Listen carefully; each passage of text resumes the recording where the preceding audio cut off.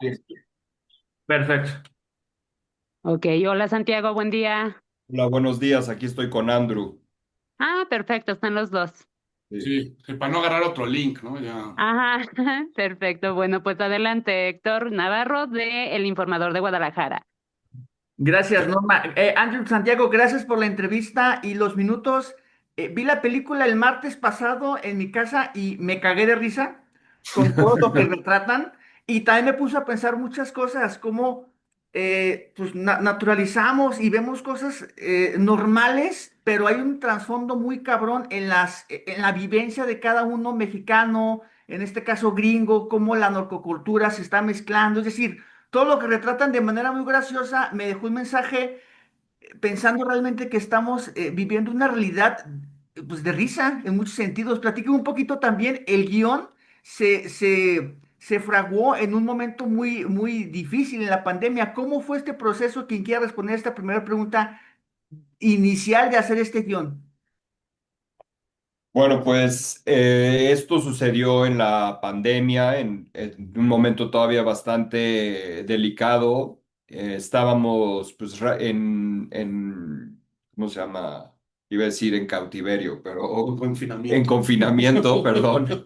Este, y Andrew era mi vecino, entonces nos veíamos mucho y no veíamos casi nadie, estábamos viendo muchas películas y en ese momento estábamos esperando a poder hacer otra película que luego más adelante hicimos, pero que tuvimos que posponer por el tema de la pandemia.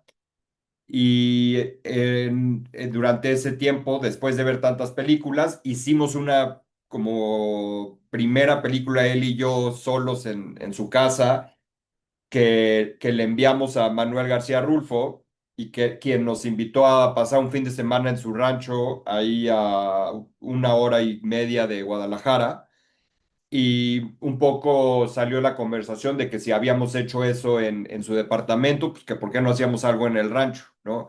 Entonces, con esa invitación en la mesa, pues regresamos a México a ponernos a escribir y a llamarle a todos los amigos que en ese momento también estaban parados, que es todo el reparto y el equipo técnico de la película.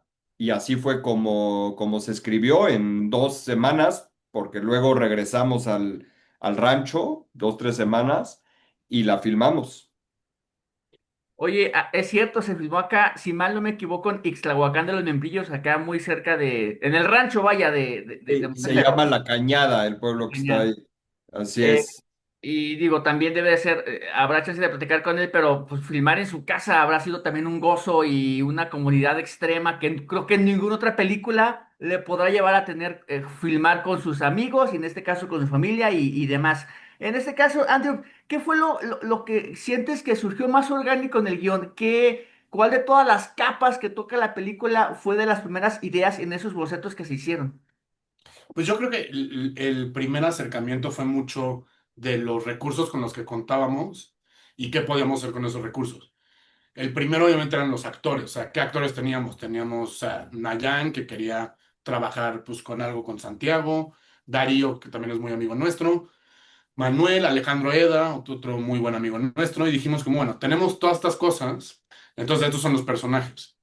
Entonces, a base de eso, pues fue, pues bueno, tenemos esta locación, tenemos esta parte del rancho, esta parte, tenemos un racer, tenemos, o sea, eran varias cosas que dictaron un poco la manera que se escribió el guión un poco al revés, porque como dice mi personaje en la película, en el cine convencional escribes el guión y luego filmas el guión.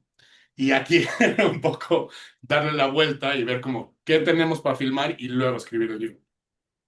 Justo en ese sentido, tu personaje filma pues llamarlo un narcodocumental, al final del día que termina siendo víctima de las circunstancias en las que se enfrenta, pero también hay un tono ahí romántico, ético de tu persona, del personaje, no tanto de lo que está filmando.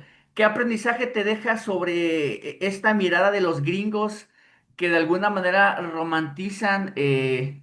No voy a hablar de cierta película que por ahí romantizó las violencias y demás, pero ¿qué aprendiste de este proceso, de este arco de que los gringos están viendo a México de una manera diferente al que tal vez vivimos aquí en el país?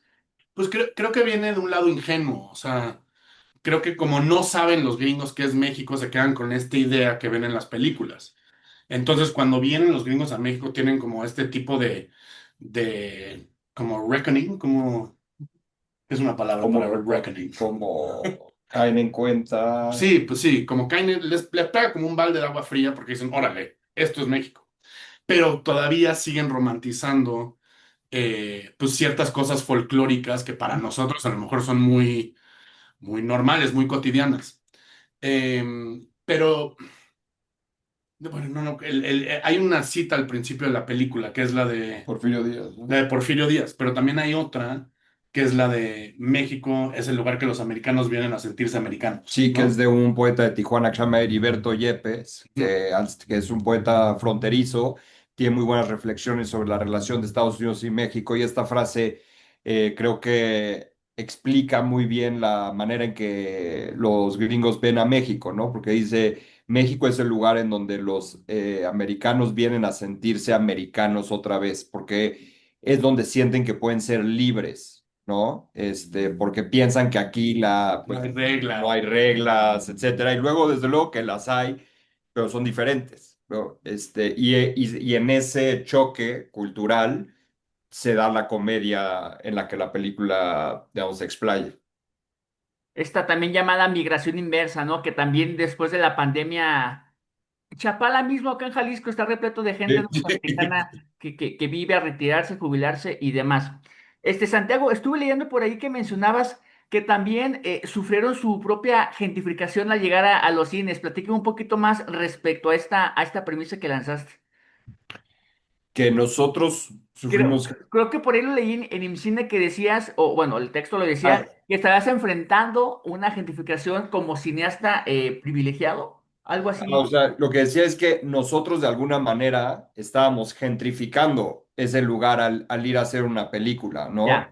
Y es una dinámica que sucede mucho en el cine mexicano, ¿no? En donde, bueno, está muy centralizado la producción en la Ciudad de México, desde luego que existe en otras partes, pero está muy centralizado y a menudo se cuentan historias que son muy ajenas a la vida de quienes las están contando. Y entonces van a estos lugares y hay un proceso similar al que ahora está tan en boga con la vivienda, la gentrificación, pero en la narrativa, ¿no? Hay una especie de despojo de quién cuenta las historias de quién. Y entonces, bueno, para evitar caer en esto, lo hicimos el tema de la película, ¿no? Lo tematizamos. Entonces, nosotros como cineastas estábamos conscientes de nuestro rol gentrificador, hablando de gentrificadores que llegaban a ese lugar, ¿no? Entonces, de ninguna manera la película puede ser solamente una acusación, una denuncia, porque también es una autoexploración. Hay una escena que me botó de risa justa cuando Nayan va caminando las calles del pueblo y se ven imágenes que en otras películas se ve normal, se ve un cliché, pero acá justamente satiriza la situación de cómo vas, pues como cual zoológico, ¿no? Viendo las amenidades que te ofrece el paisaje y demás.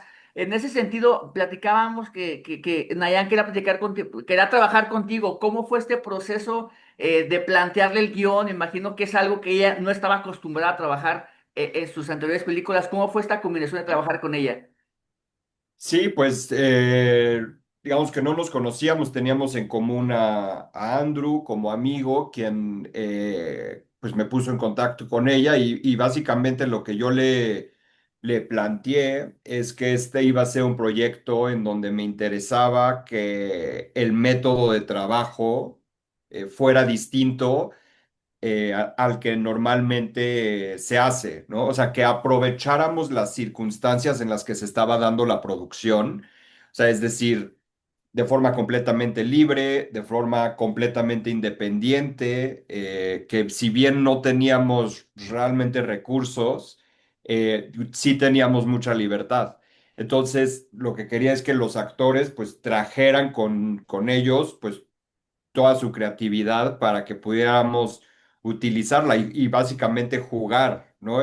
Con eso, que es el tipo de procedimientos que el cine, vamos a llamarle profesional o industrial, no puede hacer sencillamente por los controles jerárquicos y económicos que tiene. Entonces creo que eso le interesó mucho a Nayan y lo aprovechó, porque bueno, sin arruinar la trama de la película, pero sabes que interpreta a dos personajes, ¿no? Y en esa doble interpretación hay una especie de juego de conciencia o de referencia entre ellos, y lo hizo muy, muy, muy bien. Fue un placer trabajar con ella. Que también entiendo digamos, esta película dentro de la película, inicialmente duraba un par de horas, ¿no? Que terminó siendo que 10, Sí. 15 minutos. Acabó durando como 15 minutos, sí. Bueno, no dura un par de horas, habrá durado No, 45 minutos, una hora. no, duraba como 2 horas, pudo haber durado más. Algún día la sacaremos en su versión íntegra, pero lo que pasa es que yo quería que el método entre la primera y la segunda película fuera muy diferente. Entonces, la primera tenía diálogos escritos, los planos eran fijos, no teníamos tampoco realmente cómo mover la cámara. Entonces, era todo muy constreñido, y que la segunda fuera todo lo contrario, ¿no? La cámara sea una Handycam, cámara en mano, y que hubiera mucha improvisación, y entonces yo no daba corte para que realmente saliera algo inesperado, que los actores entraran en un lugar medio incómodo. Entonces se acumularon muchísimos minutos. Y por tu parte, Andrew, trabajar con ella, con Ayan, pues debe ser un gozo, ¿no? También tener estas situaciones, pues, de sátira, de risa, de reflexión, un humor muy absurdo. ¿Cómo fue trabajar estos ambientes, sabiendo que también te involucraste mucho en el, cómo era interpretar algo que tú habías escrito también de cierta forma? Sí, pues digo, los dos la verdad somos muy clavados con el trabajo que hacemos de personajes y así. Y pues estos eran dos personajes que pues hablan inglés todo el tiempo, ¿no? O sea, en verdad nada más son poquitos diálogos que tienen en español con los demás personajes. Entonces, pues tuvo padre pues clavarnos en eso, ver cómo éramos, no solo como individualmente como personajes, pero cómo éramos como pareja, qué tipo de pareja gringa éramos, de dónde veníamos, qué cosas compartíamos, cómo nos conocimos, o sea, todas estas cosas que nunca se ven en las películas, pero pues son esenciales para crear cualquier personaje. Ella la verdad es que es una actriz muy, muy talentosa, que tiene mucho rango, es muy generosa, entonces justamente le entró al proceso con todo, a pesar de que no nos estaban pagando nada.